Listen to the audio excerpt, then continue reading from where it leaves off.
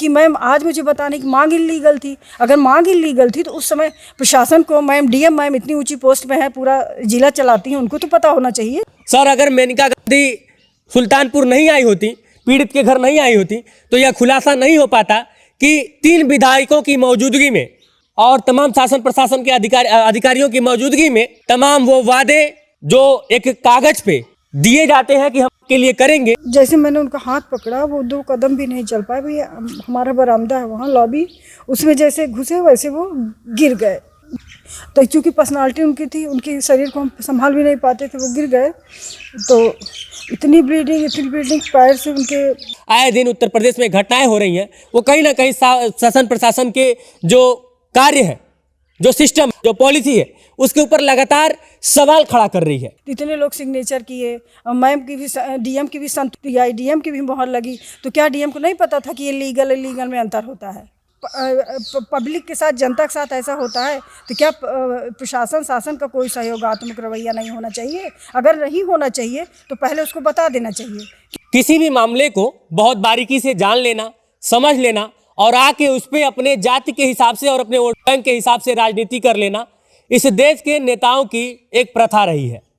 लेकिन सुल्तानपुर मामले को लेकर जो चीज़ें अब सामने आ रही हैं, मेनका गांधी के पीड़ित के वहाँ घर आने के बाद, वो चीज़ें कहीं ना कहीं शासन प्रशासन सिस्टम पर और नेताओं पर बहुत बड़ा सवालिया निशान खड़ा करता है। सर, अगर मेनका गांधी सुल्तानपुर नहीं आई होती, पीड़ित के घर नहीं आई होती, तो यह खुलासा नहीं हो पाता कि 3 विधायकों की मौजूदगी में, जिसमें से 2 लोग तथाकथित अपने आप को ब्राह्मण नेता भी बता रहे थे और एक वर्मा जी थे, इन लोगों की मौजूदगी में और तमाम शासन प्रशासन के अधिकारियों की मौजूदगी में तमाम वो वादे जो एक कागज पे दिए जाते हैं कि हम आपके लिए करेंगे, वो सब घटना खत्म होने के बाद, घटना के ठंडे होने के बाद धीरे धीरे ये तमाम वादे ठंडे बस्ते में चले गए।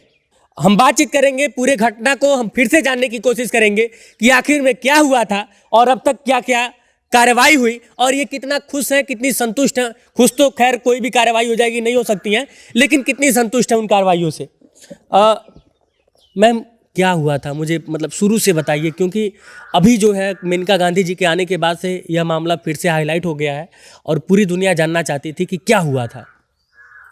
बाकी चीज़ें तो आप लोग अवगत ही होंगे भैया। शुरू से ही 23 सितंबर की बात है। मेरे हस्बैंड डेली की तरह जयसिंहपुर में पोस्टेड थे, वहाँ जॉब उनकी करते थे एज ए डॉक्टर। तो संविदा पे डॉक्टर थे जी। मॉर्निंग में वो 8:30 बजे गए। उसके बाद जो है डेली उनका रूटीन था, गए तो उसके बाद जो है इनकी उधर से फ़ोन आया, इनके पिताजी का, जो अभियुक्त हैं उनके पिताजी का फ़ोन आया, तो उन्होंने फ़ोन नहीं वो किया। फिर उसके बाद जो है डेली रूटीन तो फिर शाम को 4 बजे वापस आए, तो उससे कहे कि कुछ काम है या तो पैसे मुझे 3,500 4,000 मुझे पैसे दे, तो कुछ काम है, अभी मैं आ रहा हूँ। तो वही मैंने पैसे दिए और क्या बोलते हैं, एक गिलास पानी और बिस्किट हमने दिया, वही पी के तुरंत वो टाइमिंग 4 बजे था, 3:45 बजे, तो वही वो निकल गए। उसके बाद डेली बाइक से अपने जैसे नॉर्मल जाते थे, मतलब कहीं कोई टेंशन नहीं, कहीं कुछ नहीं। डेली तो थके थके भी रहते थे, उस दिन ऐसा कुछ नहीं था। तो फिर गए तो बाहर शाम 6:30 बजे, 6:45 बजे की घटना है। तो बाहर मेरा बेटा था, खेल रहा था, 7 साल का बेटा है, वो खेल रहा था, तो मैं भी खड़ी थी बाहर कि कहीं इसको, मतलब रोड है, कहीं उसको चोट वोट ना लग जाए आने जाने वालों से। तो मैंने देखा कि मेरे हस्बैंड जो हैं ई रिक्शा से बुरी तरह ऐसे लेटे हुए क्या, ऐसे शर्ट की बटन खुली हुई आ रहे हैं। तो मैंने सोचा कि ये कौन है, और दूर से दिख नहीं रहा है, थोड़ा सा अंधेरा हो रहा। मैंने सोचा कोई और होगा जब, लेकिन जब जहाँ मैं खड़ी थी वहीं आके ही रिक्शा रुका, तब मुझे अरे, हमने कहा ये क्या हो गया। तब उन्होंने कहा कि मेरे साथ बहुत बुरा हुआ, अजय नारायण सिंह ने मुझे मार दिया, अजय नारायण सिंह ने मुझे मार दिया। अजय नारायण सिंह ने? जी जी। अच्छा, ये आखिरी वक्त जब वो पूरी तरह से जख्मी थे? आखिरी वक्त क्या, कई बार उन्होंने कहा, हॉस्पिटल में भी उन्होंने कहा है ये चीज़। और फिर जैसे मैंने उनका हाथ पकड़ा, वो 2 कदम भी नहीं चल पाए। भैया हमारा बरामदा है वहाँ लॉबी, उसमें जैसे घुसे वैसे वो गिर गए। तो चूँकि पर्सनालिटी उनकी थी, उनके शरीर को हम संभाल भी नहीं पाते थे, वो गिर गए। तो इतनी ब्लीडिंग पैर से उनके क्या बोलते हैं मांस के पीस निकल आए थे। कहना नहीं चाहिए, आज आप फिर आ गए मुझे वही चीज़ें याद दिलाने कि पूरा बरामदा समझ लीजिए कि उससे फट गया था। कि उसके बाद हाँ इधर उधर करके हाथ पानी पानी मांग रहे थे, मैंने उनको पानी नहीं दिया कि चोट लगी इस पर नहीं देना चाहिए, तो हल्का सा गुनगुना पानी दिया और मोहल्ले वाले के सहयोग से हम उनको ले गए हॉस्पिटल, ले गए भैया जिला हॉस्पिटल इमरजेंसी में। तो वहाँ ले गए तो वहाँ भी वो बोल रहे थे नॉर्मल की हमें नींद मारा है, इन्हीं का नाम वहाँ भी ले रहे थे अजय नारायण सिंह का, और लोगों ने मिलकर मार दिया, अजय नारायण सिंह और लोगों ने मुझे मिलकर मार दिया, यही बार बार कर रहे थे। मैंने सोचा कि पहले इनके इलाज के ऊपर ध्यान दिया जाए, तब बाद में कार्रवाई होगी। इसमें मेरा ध्यान ही गया, मुझे लगा पहले फोकस इनके बचाने पे करें कि पहले लाइफ है सब कुछ है।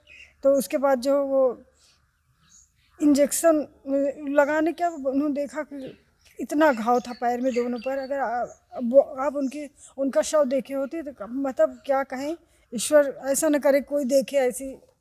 तो यहाँ इतना वो क्या बोलते हैं कि होल था पैर में, जहाँ चोट होल था यहाँ पे इतनी कॉटन, तभी तो कॉटन डाला था डॉक्टर, और मुझे कहा आप चली जाइए, आप देख नहीं पाएंगी मैडम, आप उधर जाइए। होल था यानी छेदा गया था उनका पैर, तभी तो कॉटन गई थी जी। नहीं तो डंडे से मारने से, जैसे लोग कह रहे हैं डंडे से मारने से हड्डी टूटती है, काला होता है, टूट फाट होती है, वो थोड़ी ना होता है। तो उसके बाद जो है देखा तो डॉक्टर जो है खुद, वहाँ तो वैसे माहौल बन गया ना कि मुझे लोग बाहर करने लगे, लेकिन मेरा मन नहीं लग रहा था, मैं अंदर बाहर कर रही थी। देखे तो कॉटन में ऐसे था, इतना पैर में पूरा कॉटन घुसेड़ा गया। फिर उसके बाद जो है इंजेक्शन उनका बुरी तरह इंजेक्शन जैसे लगा।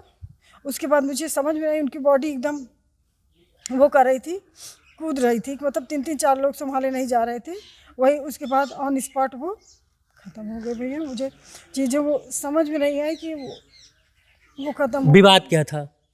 विवाद भैया कुछ नहीं था, हमने उनसे प्लॉट लिया था अच्छा, उन्हीं से आपने प्लॉट लिया था? जो हाँ उन्हीं के पिताजी से, उनसे नहीं।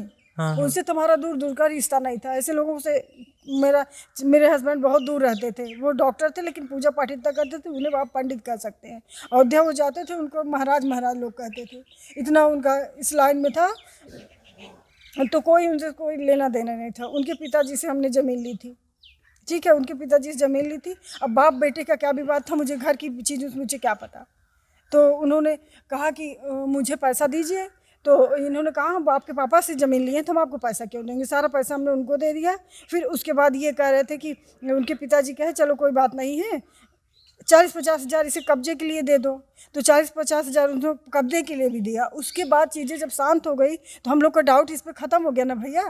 तो उन्होंने कहा कि कब्जे के लिए किस किस करते थे वो।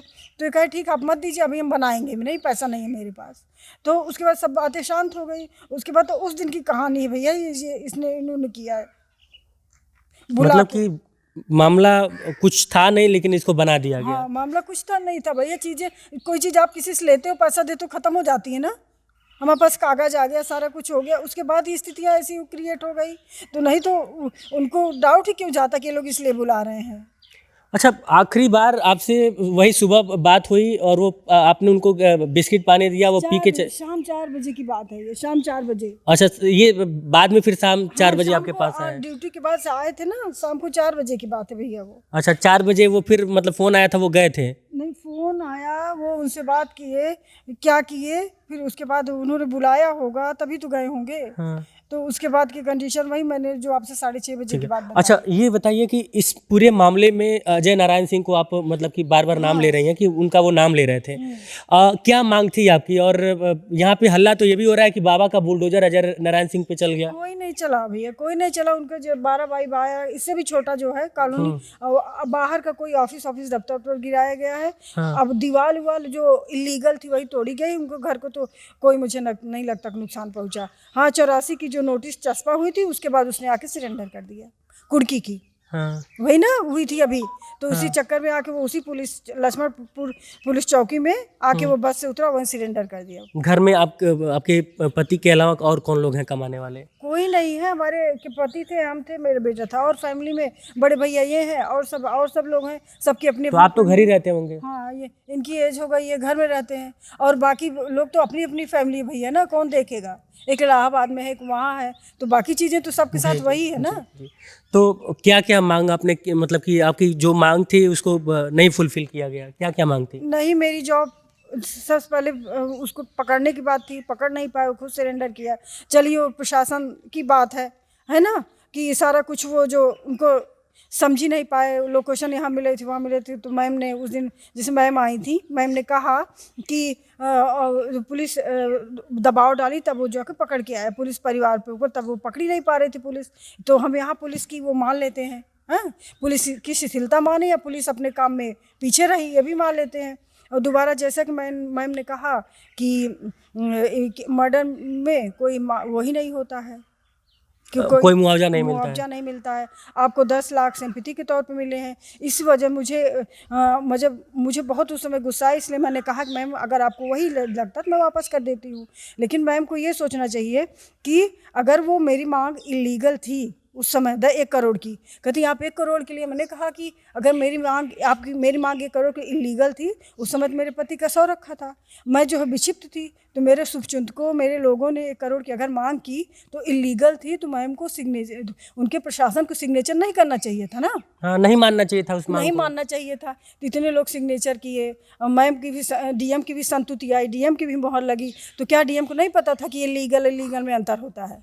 कौन सी मांग? तब आपको लीगल इनलीगल नहीं हाँ, पता था? नहीं, तब मुझे नहीं पता था, लेकिन जब इन लोग कि सहयोग, शासन प्रशासन को कह रहा हूँ, तब उनको ये बात इनलीगल नहीं लगी? नहीं, तब इलीगल नहीं लगी। लेकिन मैम आई, जो उस दिन मेरे पास मैडम आई थी, उन्होंने कहा, तो मुझे बहुत ताजुब हुआ, इसीलिए मैंने उनसे इस तरीके से बात की कि मैम आज मुझे बताने की मांग इलीगल थी। अगर मांग इलीगल थी तो उस समय प्रशासन को, मैम डीएम मैम इतनी ऊंची पोस्ट में है, पूरा जिला चलाती हैं, उनको तो पता होना चाहिए। तो उस समय रिफ्यूज़ कर देती मेरी मांग, तो शायद आज हम उम्मीद ही ना लगाते। नौकरी को लेकर भी बातचीत हुई। आपकी पढ़ाई लिखाई कितनी हुई है? मेरी पढ़ाई में AA BEd हूँ।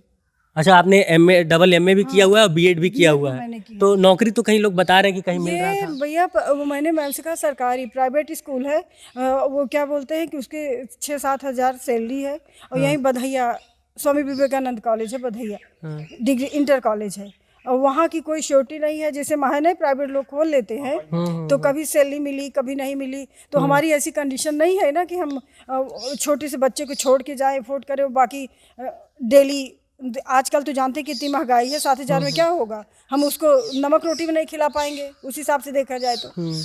यानी कि नौकरी के नाम पे एक कोई प्राइवेट स्कूल पकड़ाया जा रहा तो था। मैम ने कहा आपने छोड़ दिया। हम कहे मैम मैंने छोड़ा नहीं, नौकरी ढंग की होती, सरकारी मैंने मांगा था, सरकारी आप दे देती कि कहीं हम ट्रांसफ़र होते। यहाँ भी मेरी सेफ्टी नहीं है, क्योंकि वो लोग बहुत पावरफुल लोग हैं भैया। अगर आप अच्छा, पावरफुल है, वो लोग बहुत मतलब कैसे पावरफुल है? जस्ट लाइक दबंग टाइप के हैं। कितने लोगों की क्या राजनीतिक पकड़ भी है क्या उनकी? हाँ, राजनीतिक पकड़ है, तभी तो पकड़ नहीं आया वो, तभी तो आके सरेंडर किया है। तो सोचने वाली बात है। बड़े बड़े लोगों का हाथ है, तो उनके आगे हम कहाँ आते हैं? तो वही मैंने कहा कि अगर ट्रांसफ़र वाली सरकारी जॉब मिल जाती तो आदमी यहाँ से कुछ सोचता निकलने को। तो बाकी चीज़ें तो कुछ नहीं हुई, और मैम ने कहा ये चीज़ इलीगल है। तो मैम को तो ये सोचना चाहिए, पूरे प्रशासन को ये बता देना चाहिए कि अगर पब्लिक के साथ, जनता के साथ ऐसा होता है तो क्या प्रशासन शासन का कोई सहयोगात्मक रवैया नहीं होना चाहिए? अगर नहीं होना चाहिए तो पहले उसको बता देना चाहिए, क्योंकि उम्मीद नहीं देनी चाहिए, है ना। एक तो आप पहले से ही अपने हाँ, मैं डिप्रेस हूँ, काफ़ी चीज़ें, मेरा तो सब कुछ खत्म हो गया। अब एक बच्चा मेरी उम्मीद है ना, कि अब तो मेरी लाइफ पिक्चर भैया 3 घंटे में चेंज हो जाती है। मेरी लाइफ क्या आधे 45 मिनट में चेंज हो गई, सब कुछ खत्म हो गया, एवरीथिंग इज़ क्लोज। तो क्या मैं यही मैम से कहना चाहती हूँ। मैम ने कहा आप सबसे ऐसे बात करती हैं, मैंने कहा मेरा ये नेचर नहीं है भैया रूडली बात करने का, परिस्थितियाँ मेरी ऐसी हैं। वो कह भी रही थी, जब वो मीडिया से बातचीत कर रही थी तो उन्होंने कहा कि वो दुख में है, पीड़ा में है, इसलिए उनके मुंह से ये सारी चीज़ें निकल रही थी। लेकिन हम एक बात समझना चाहते हैं कि एक तो होता है दुख और पीड़ा, लेकिन दुख और पीड़ा में भी आपने जो डिमांड्स रखी हैं, जैसे सरकारी नौकरी को लेकर और तमाम चीज़ों को लेकर, क्योंकि किसी भी एक राज्य में किसी भी व्यक्ति की जो सुरक्षा होती है वो सरकार के और तमाम लोगों के हाथ में होती है, और यदि इस तरह की घटना हो भी जाती है तो क्या सरकार की जिम्मेदारी नहीं है कि उस परिवार की देख रेख करें? और यह सोशल मीडिया पे सवाल काफ़ी तेज़ी से उठ भी रहा था, जिसकी वजह से हमें गोरखपुर से चल के सुल्तानपुर आना पड़ा।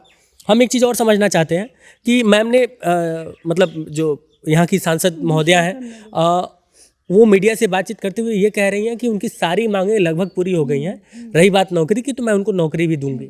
तो सरकारी नौकरी देने की बात हुई है या फिर प्राइवेट नौकरी? बस अभी कुछ ऐसी बात नहीं हुई। बस उन्होंने अपने क्या नाम है, रणजीत सिंह क्या PRO, उन्होंने कहा कि इनकी नौकरी की बात करिए, वो करिए, और कोई अभी आश्वासन कुछ नहीं है। अच्छा, बाकी जो 1 करोड़ देने की बात थी उसको लेके लोग मुकर गए हैं। को तो अब मैंने आपको मैं कह दिया ना, वो तो पूरी मीडिया पूरा होगा कि कोई इलीगल है, तो इलीगल तो अब उन्होंने बता दिया ना। आश्वासन देना भी तो इलीगल हो हाँ, सकता है। बिल्कुल हुआ कि अगर इलीगल चीज़ को लीगल बना के वो करो, तो उस टाइम क्यों इलीगल चीज़ को मानी गई? जब मेरे पति का शव यहाँ रखा था तो उस समय मना कर देते।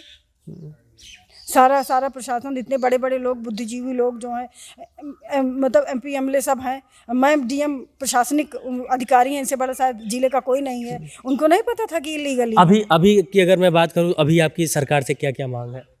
सरकार से मेरी यही मांग है कि अभी मेरी जीविकोपार्जन के लिए मुझे एक ऐसी बहुत मतलब ठीक ठाक जॉब दी जाए, जिससे मैं अपना तो है ही है, कैसे भी पालूंगी, अपने बच्चे का भरण पोषण कर। Government job? जी, गवर्नमेंट जॉब के लिए। और जो मुआवजा मिला है उसको लेके क्या कहेंगे? मुआवजा जो मिला है वो तो सर मैंने इसलिए लिया था कि एक फौरी राहत होती है ना, कि DM की तरफ से होती है, तो मुझे चीज़ें अभी कन्वर्ट ही गई कि अभी आप इसे एक्सेप्ट करिए, बाकी चीज़ें बाद में होंगी, ठीक है।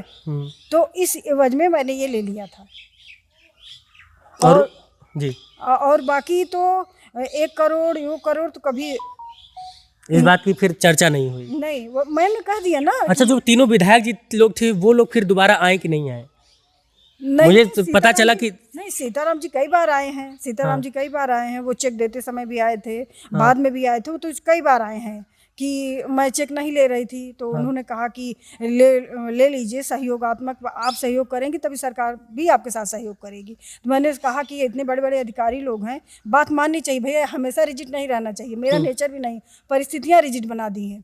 तो हमने कहा कि चलिए ठीक है। मैम SDM मैम भी आई थी, वो भी वंदना, क्या नाम है, वो भी वंदना पांडे, वो भी मैं आई थी, उन्होंने ही मुझे चेक दिया, कहे आप इसे लेके क्या बोलते हैं, हमारा बहुत बड़ा सम्मान की, ये सब चीज़ें। तो जहाँ जहाँ विश्वास रहता वहाँ विश्वास नहीं पैदा होता ना।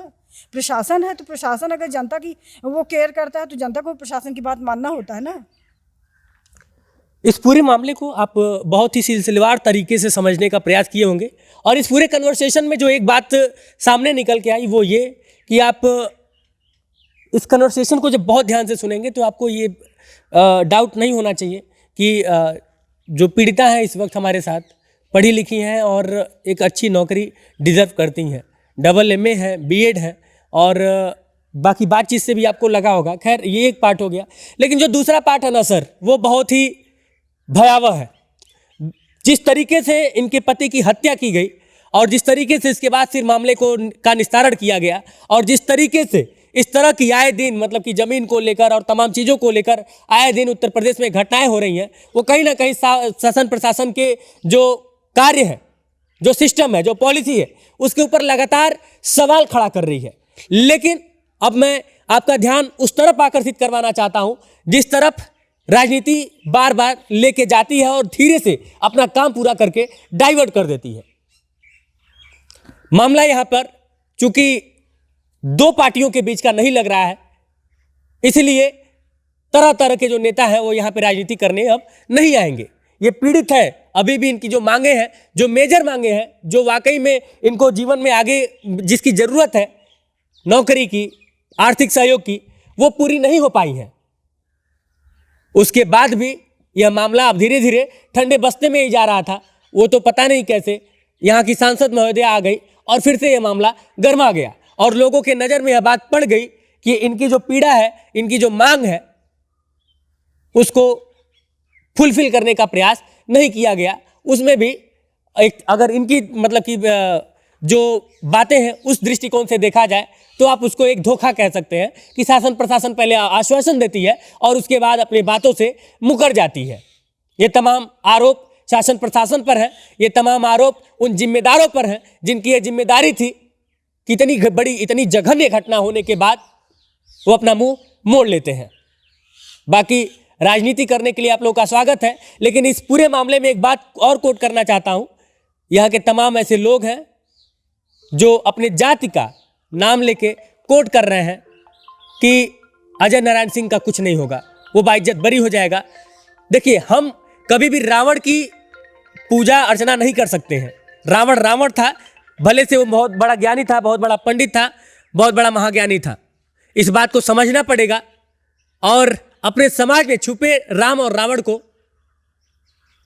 समझना होगा। नहीं समझेंगे तो इंसानियत हार जाएगी। और इनसाइड भारत टीवी किसी भी तरह की हिंसा का समर्थन नहीं करता है। अगर आपको किसी को सजा देना है तो वो भी कानूनी दायरे में रह के देना होगा। अगर आपको किसी के साथ किसी भी तरह की कार्रवाई करनी है तो हमारा देश का संविधान, हमारी देश की कानून व्यवस्था उसके लिए सक्षम है। और यदि आपको लगता है कि नहीं है, और ये बात मैं नेताओं से कह रहा हूं, यदि आपको लगता है कि नहीं है, कानून व्यवस्था से हटके कार्रवाई होनी चाहिए, तो उसके लिए मुझे लगता है कि आप लोगों को सदन में कानून को बदलने की मांग की जाए। क्योंकि संविधान है तो हम हैं, अगर नहीं है, अगर संविधान के परे जाके, नियम कानून के परे जाके कुछ भी करना है तो कहीं ना कहीं गलत है। बाकी इस पूरे मामले को एक बार फिर से आप लोग किस दृष्टिकोण से देखते हैं जरूर बताइएगा और इस बारे में थोड़ा सोचिएगा कि हम कहाँ जा रहे हैं। जय हिंद।